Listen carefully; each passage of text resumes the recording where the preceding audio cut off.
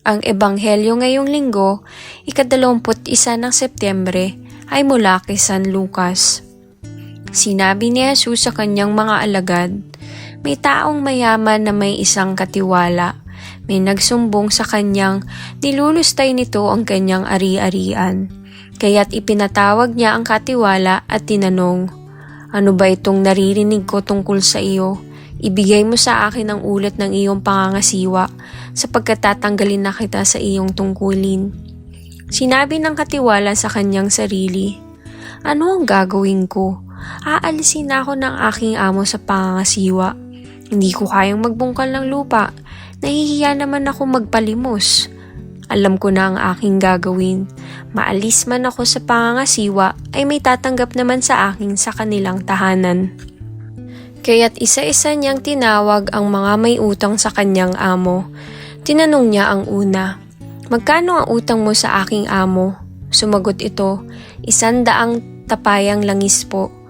Kaya ang sabi ng katiwala, 'Heto ang kasulatan ng inyong pagkakautang. Dali, maupot ka't palitan mo, gawin mong 50. At tinanong naman niya ang isa, 'Ikaw, gaano ang utang mo?' Sumagot ito, 100 kabang trigo po. 'Heto ang kasulatan ng iyong pagkakautang,' sabi niya. Isulat mo 80. Pinuri ng amo ang madayang katiwala dahil sa katusuhang ipinamalas nito, sapagkat ang mga makasanlibutan ay mas tuso kesa sa makadiyos sa paggamit ng mga bagay ng mundong ito. At nagpatuloy si Jesus sa pagsasalita, "Kaya't sinasabi ko sa inyo, gamitin ninyo ang kayamanan ng mundong ito sa paggawa ng mabuti sa inyong mga kapwa, upang kung maubos na iyon ay tatanggapin naman kayo sa tahanang walang hanggan. Ang mapagkakatiwalaan sa maliit na bagay ay mapagkakatiwalaan din sa malaki na bagay. Ang mandaraya sa maliit na bagay ay mandaraya sa malaking bagay.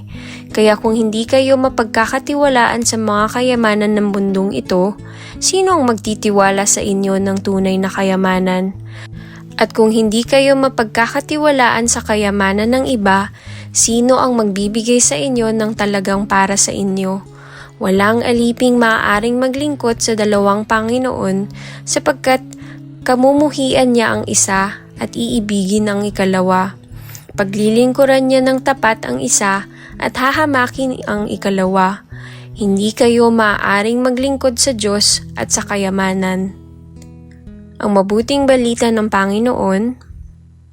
Ang ating faithful reflection ngayon ay isinulat ni Father John Morota, ang tunay na tagumpay. At pinuri ng Panginoon ang hindi tapat na katiwala sa mapanlikhang pagkilos. Para sa mga anak ng mundong ito ay mas matalino sa pakikitungo sa sarili nilang henerasyon kesa sa mga anak ng liwanag. Ang linyang ito ay sa pagtatapos ng talinhaga tungkol sa dishonest steward. Binigyang diin ni Jesus sa talinhagang ito ang katotohanan na ang mga anak ng sanlibutan ay tunay na matagumpay sa kanilang manipulasyon ng mga makamundong bagay, samantalang ang mga anak ng liwanag ay hindi kasing talino pagdating sa mga makamundong bagay. Ano ang sinasabi nito sa atin? Hindi sinasabi sa atin na dapat tayo pumasok sa makamundong pagsisikap na ipamuhay ang mga pamantayan ng mundo at pagsisikap tungo sa mga makamundong mithiin. Katunayan, sa pagkakilala sa katotohanan nito tungkol sa makamundong mga bagay, pinapakita ni Jesus ang matinding pagkakaiba sa dapat nating pag-iisip at pagkilos. Tinawag tayong maging mga anak ng liwanag. Sa makatuwid, hindi tayo dapat magulat kung hindi tayo magtagumpay sa mga makamundong bagay tulad ng iba na babad sa sekular na kultura. Totoo ito lalo na kapag tinignan natin ang napakaraming tagumpay ng mga lubos na nakatuon sa makamundong gawain. Ang ilan ay may matagumpay sa pagtamo ng malaking kayamanan at kapangyarihan sa pamamagitan ng pagiging tuso o wais. Nakikita natin ito sa pop culture at entertainment industry. Marami ang lubos na matagumpay at popular sa paningin ng mundo at malamang na magkaroon tayo ng tiyak na inggit sa mga ito. Ihambing natin yan sa mga taong puspos ng kabanalan, pagpapakumbaba at kabutihan. Makikita natin na hindi sila napapansin. Kaya ano ang dapat nating gawin? Dapat nating gamitin ang talinghalagang ito upang ipaalala sa ating sarili na sa lahat ng bagay, ang mahalaga ay ang kalooban ng Diyos.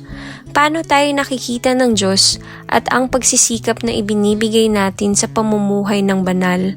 Bilang mga anak ng liwanag, kailangan nating pagsikapan ang yaong walang hanggan, hindi ang makamundong buhay na lumilipas. Ang Diyos ay maglalaan para sa atin ng mga makamundong pangangailangan kung magtitiwala tayo sa Kanya. Maaaring hindi tayo magiging malaking tagumpay alinsunod sa makamundong pamantayan. Ngunit magtatamo tayo ng kadakilaan hinggil sa lahat ng tunay na mahalaga. Pag-isipan natin kung ano ang ating mga prioridad sa buhay.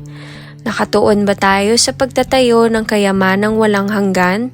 O patuloy ba nating nakikita ang ating sarili na bigo sa makamundong tagumpay? Manalangin tayo. Panginoon, tulungan mo po akong panatilihing nakatuon ang aking buhay at pananaw sa langit at maging matalino sa mga paraan ng biyaya, awa at kabutihan. Kapag natutukso akong mamuhay lamang para sa mundong ito, tulungan mo po akong makita kung ano ang tunay na mahalaga at manatiling nakatuon sa bagay na iyon. Jesus, nagtitiwala ako sa iyo. Amen. Sa ngalan ng Ama, ng Anak at ng Espiritu Santo. Amen.